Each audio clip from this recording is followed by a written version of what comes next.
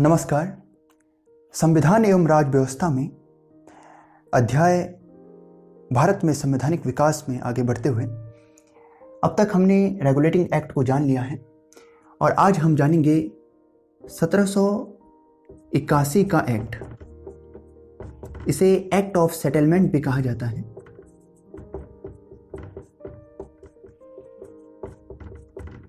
Act of settlement भी कहा जाता है। ये एक्ट ऑफ सेटलमेंट क्या था और इसे क्यों लाया गया, हम इन सब बातों को जानेंगे। क्योंकि अब तक हमने देखा कि 1773 का रेगुलेटिंग एक्ट आ चुका है और इसकी भूमिका में हमने तमाम बातों को भी जाना था। आप पूर्व की वीडियो को देख सकते हैं। 1773 की रेगुलेटिंग एक्ट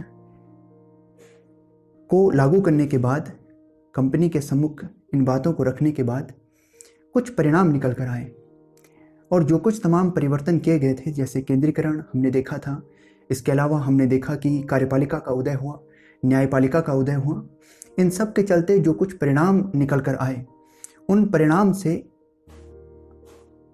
यहाँ पर एक्ट ऑफ सेटलमेंट को लाना आवश्यक हो गया। वे परिणाम क्या थे? देखिए, न्यायपालिका के संदर्भ में सबसे महत्वपूर्ण बात निकल कर आई। हुआ ये कि एक तरफ तो गवर्नर थे, गवर्नर जनरल था अपनी 4 सदस्यीय परिषद के साथ। गवर्नर जनरल अपनी 4 सदस्यीय परिषद के साथ थे और एक तरफ न्यायपालिका थी, यानी सर्वोच्च न्यायालय था, सर्वोच्च न्यायालय। और हम जानते हैं यहां पर भी एक मुख्य न्यायाधीश और 3 अन्य न्यायाधीश थे। पिछली वीडियो में हमने उनके नामों को भी बताया है। तो 4 सदस्यीय परिषद गवर्नर जनरल की एक तरफ ये थे और एक तरफ ये थे। इनमें टकराव होने लगा। ये एक तरफ जो काम कर रहे थे, ये नियम बना रहे थे या कानून बना रहे थे, जो कुछ कानून बना रहे थे, कहीं कहीं पर ये न्याय का कार्य भी कर रहे थे और ये न्याय का कार्य कर रहे थे।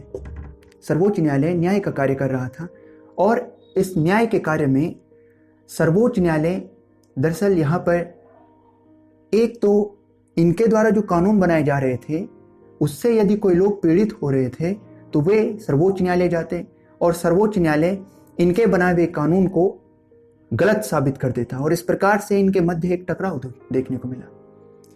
तो यहाँ पर न्यायपालिका और गवर्नर जनरल, यानी सर्वोच्च न्यायालय और गवर्नर जनरल के बीच एक टकराव देखने को मिला। साथ ही सर्वोच्च न्यायालय के जो कुछ इसके दिए गए निर्णय थे, वे कहीं ना कहीं भारतीय जो लोग थे, इनकी भावनाओं को भी ठेस पहुंचा रहा था। इसलिए क्योंकि भारतीय लोगों के धर्म और उनके रीति रिवाजों के संदर्भ में अभी तक अंग्रेज इतना कुछ जान नहीं पाए थे और वे इतनी गहराई से भारत के समाज को नहीं समझ पाए थे। इसके चलते सर्वोच्च न्यायालय के जो निर्णय थे, वे भारतीय लोगों को, उनकी भावनाओं को ठेस पहुंचा रहे थे।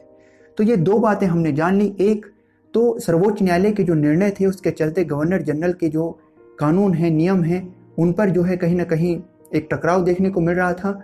और दूसरा ये भी बात थी कि सर्वोच्च न्यायालय जो है भारतीय लोगों के रीति रिवाज और धर्म में हस्तक्षेप कर रहा था।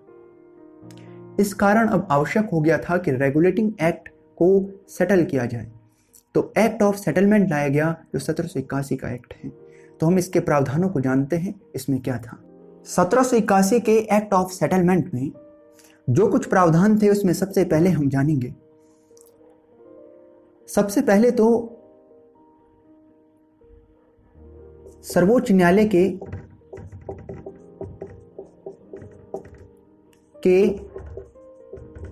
अधिकार क्षेत्र से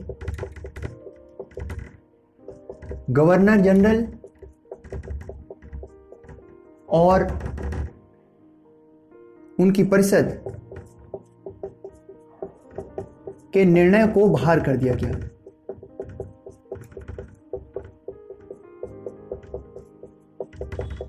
अर्थात अब जो है गवर्नर जनरल और उनकी परिषद जो कुछ निर्णय करेगी, जो कुछ विधि बनाएगी, वे सर्वोच्च न्यायालय के अधिकार क्षेत्र में नहीं है। अब सर्वोच्च न्यायालय उन नियमों कानूनों पर किसी प्रकार से हस्तक्षेप नहीं कर सकता। तो उनके अधिकार क्षेत्र से उसे बाहर कर दिया गया। या यूं भी कह सकते हैं कि गवर्नर जनरल और उनकी परिषद के द्वारा जो नियम बनाए जाएंगे, उन्हें सर्वोच्च न्यायालय में पंजीकृत करवाने की आवश्यकता नहीं है। सर्वोच्च न्यायालय उस पर विचार नहीं करेगा या उस पर किसी प्रकार से हस्तक्षेप नहीं करेगा। तो यह पहला नियम था। दूसरा कि सर्वोच्च न्यायालय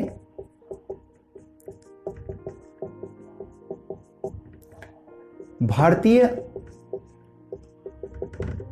लोगों के धर्म और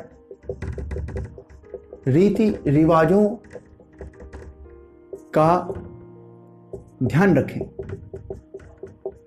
तो सर्वोच्च न्यायालय क्योंकि हस्तक्षेप हो रहा था भारतीय लोगों के धर्म और उनके रीति रिवाजों में सर्वोच्च न्यायालय के निर्णयों से, तो यहां पर इस संदर्भ में भी यह बात रखी गई। तो इस प्रकार से जो महत्वपूर्ण इसमें बात थी वह यह था कि सर्वोच्च न्यायालय के अधिकार क्षेत्र से गवर्नर जनरल और उनकी परिषद के जो निर्णय थे उन्हें बाहर कर दिया गया। तो सर्वोच्च न्यायालय इस प्रकार से उसके अधिकार क्षेत्र को सीमित किया गया। यहां पर आप ये भी कह सकते हैं परिणाम के तौर पर कि कार्यपालिका और न्यायपालिका की शक्तियों का पृथक्करण स्पष्ट रूप से यहां दिख रहा है कि कार्यपालिका की जो शक्तियां हैं और न्यायपालिका की जो शक्तियां हैं उनके मध्य एक बिल्कुल स्पष्ट रेखा को खींच दिया गया है। किसी भी प्रकार से वे एक दूसरे को जो है ओवरलैप नहीं कर सकती हैं। तो यहाँ पर इस प्रकार से हम कह सकते हैं कि कार्यपालिका और न्यायपालिका की शक्तियों का पूर्ण रूप से पृथक्करण किया गया, पूर्ण रूप से पृथक्करण किया गया कि वे बिल्कुल भी एक दूसरे के अधिकार क्षेत्रों में प्रवेश नहीं करेंगे।